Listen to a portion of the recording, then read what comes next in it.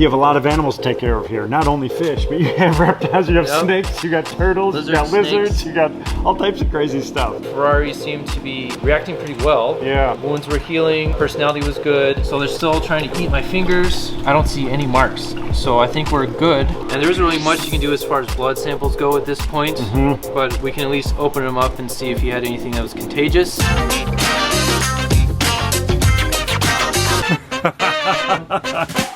Hey, what's up everybody? Ed the Pond Professor here. I am in our retail store, as you can tell. Unfortunately, we have a bit of bad news. Ferrari, our prize koi that just came in from Japan not that long ago, ended up passing away. It's been a brutal struggle for everybody. It's always tough to lose a pet, as well as, you know, a prize fish such as this. I'm gonna go back and I'm gonna try to find Andrew. I know he's here. He's a little bit shaken up about it. We kind of want to discuss actually what happened, because this happens. I mean, this is a normal part of keeping livestock and that type of a thing. There's gonna be situations where you're going to have an unfortunate situation where one of them is going to pass away, even though we do everything right. We have a set protocol. We have different ways of taking care of everything. We've been designing and building ponds for 30 years. We've handled tens of thousands, hundreds of thousands of fish over all those years, but it does happen. It doesn't get any easier. I want to go back. We want to discuss a few of these things that happen, so hopefully we could all learn from this to make it better for all of us. You can see it's actually late evening right now. These fish, turtles, everything doing well up in here. This is a very well established pond, mostly goldfish, tons of turtles, huge bio load, but very, very healthy. Then we have a bunch of these smaller tanks and things like that. So these are all Andrew and his team's responsibility. Right here in the retail store, multiple ponds. We have our big koi pond over on the other side. We have the smaller one over in here. And then we have the big guy over here and back in. Fortunately, this is kind of where it actually happened. Hey Andrew, how's it going? Hey Ed, how are you doing? You're doing a little bit of testing here after the fact? Yeah, I just want to make sure that not too much ammonia was given off when Ferrari passed away. I'm feeling for you. I know we've both been in this hobby long enough, taking care of fish, and it's never easy. But what we also want to do is kind of turn this into a teaching moment and hopefully tell our viewers out there that this is how we could protect these things from happening in the future. I wanted to make sure I tested for ammonia because anytime a fish eats or it gives off ammonia as part of the natural decaying process. Sure. Anytime organic matter breaks down, first step in the nitrogen cycle is ammonia. And in this case we had a fish death, and as their body decays, ammonia is produced, and if you don't get ahead of it, then it can cause lethal water parameters. And you also told me earlier you ended up doing a water change as well, right? Yeah, we made sure to do a 25% water change just to get ahead of it in case there was any ammonia present. And so far it looks pretty good, but we've got salt in the water, so I'm not too concerned. So this has been going on for a while. And I remember when I first came in, it said it was a little bit banged up. So I know this fish is coming from the other side of the world. Yeah. So I mean, it's coming from Japan. They're boxing this guy up. They're shipping them. Multiple people are handling them. How long does that process take from when they ship it until it arrives here? How many days is that? Depends on the air freight, what they choose. Usually it's a day or two. Okay. From Japan to the wholesaler. And then our wholesaler actually had Ferrari for I think 2 months before we got Ferrari, just in quarantine. And then we received Ferrari when Sean Rosen came, delivered Japanese koi. Yep.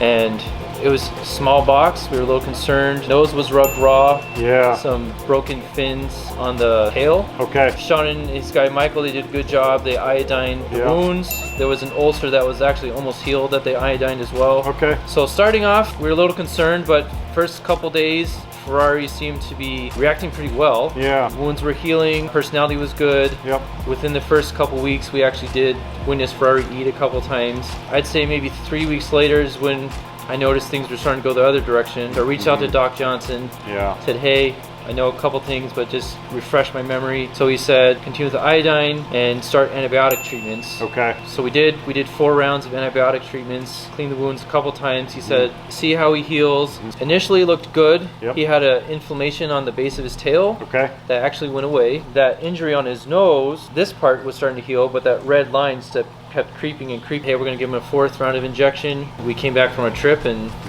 he was floating. That's unfortunate. So what you're describing, you know, to me and to all the viewers here, you've been hard at work at this for weeks. working with one of the top guys in the industry. So Dr. Eric Johnson, for all of you that don't know, is a fish expert. We have worked with him many years. He does koi fish classes, talks about water quality, talks about all types of illnesses and how you can combat these and everything. So again, we've been doing all these different things the proper way, but there's an unfortunate situation that we were talking about earlier. You know, whenever you have livestock, whenever you have animals, there's going to be a situation where unfortunately the fish just gets to that point where it's too bad, and there's only so much things that we can do. The tanks here that we have at Aqualand look phenomenal. I just walked through the place, you know, looking at everything that you do. I mean, you got your hands full here, taking care of all these ponds, all the fish, so everything looks great. All these fish look fine. Well, there's going to be a fish that gets sick, and it's going to happen. That's right. I mean, it actually happens. One of those general things that I know you were doing, and I've been a fan of it for years, is doing salt treatments. It just solves so many of those different issues, but I know Doc recommended increasing that level a lot higher than we would normally do to maybe help with this situation. Originally our salt levels were at about 0.2 or 3. Yeah. And then when Ferrari arrived, we kicked it up to 6 just in case to shock any parasites that may have been on him. So it's both a preventative and an act to help rebuild slime coat and replace those electrolytes. In a previous vlog that both of us did here, we want to tell everybody we did that medicated fish food. You said you were doing that here, but the fish just was not eating, which is why you did the injection. There is protocol. There are certain steps that we're going to follow. When you're doing your regular rounds, you have a lot of animals to take care of here. Not only fish, but you have reptiles, you have snakes, you got turtles, you got lizards, you got all types of crazy stuff. You have to kind of know all these different species, and you're not obviously, you know, doing a physical on a fish on a daily basis, but you can tell a lot just by kind of watching them, right? Yep. So anyone who has a dog or a cat, we all know that they behave a certain way on a regular basis. So when we're feeding, and anytime I walk through, if I'm showing customers, I'm looking at behavior. That's the number one thing. Okay. So all these fish, they're swimming, their pectoral fins aren't pinned to the side. And then I start to look for any marks, any red marks on the sides and the fins. That could be due to stress, but it can also be due to a sickness. So they're still trying to eat my fingers, and I don't see any marks. So I think we're good. I'm not worried about any cross-contamination. Which is a good sign. So that means water conditions are good. That means everything is kind of healthy inside of here. There was a weak fish. It was stressed. The combination of things, probably a kind of whole cascading effect of things that actually happened. The shipment, getting a little bit banged up, being stressed by the size of them.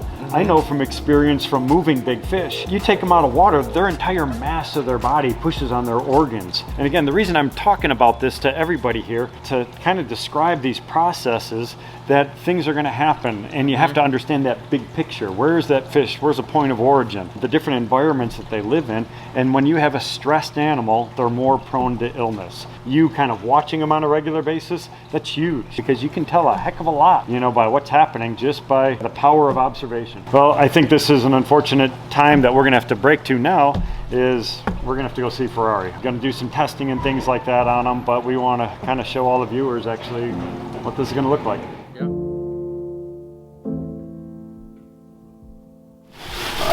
This so easier this morning.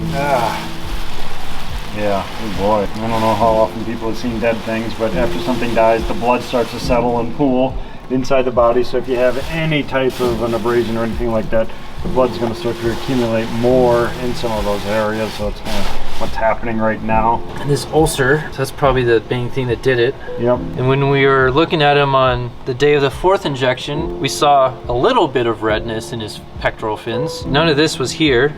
There was a little bit here, but this was not. So the one thing to check is the gills. So you want to have bright red, basically, is kind of the goal. They weren't bright red, but they weren't this bad. And I don't see a lot of decay like with gill diseases, but it is important to check the gills just to make sure. All right, so next steps. I'm gonna do a necropsy, and there isn't really much you can do as far as blood samples go at this point, but we can at least open them up and see if he had anything that was contagious. Some of the different viruses, they have different obvious signs. So Andrew has just removed a section of the gill plate to look at those gills a little bit better. Just open up the main body cavity itself. To my knowledge, I don't see anything. No, that fish is full of eggs for sure. Wow. Hundreds of thousands. Well, they lay like, what, 200,000 at a time or something crazy? Yep. The main thing that I wanted to stress here is we take all this stuff seriously. These things do happen, We are going to take all the necessary precautions moving forward. We're going to test the animal, send it down to Doc J where he can kind of do a little bit more thorough analysis. We will continue doing the water changes, continue monitoring all those fish. I know Andrew is going to do that on a daily basis like he always does. Again, this is the normal course of action, is observing all those different animals on a daily basis. Continue doing what you do. Hopefully people are able to learn from this. All right, Andrew, it's been good, but it's been unfortunate. And like I said, we learn every single day, don't we? We do.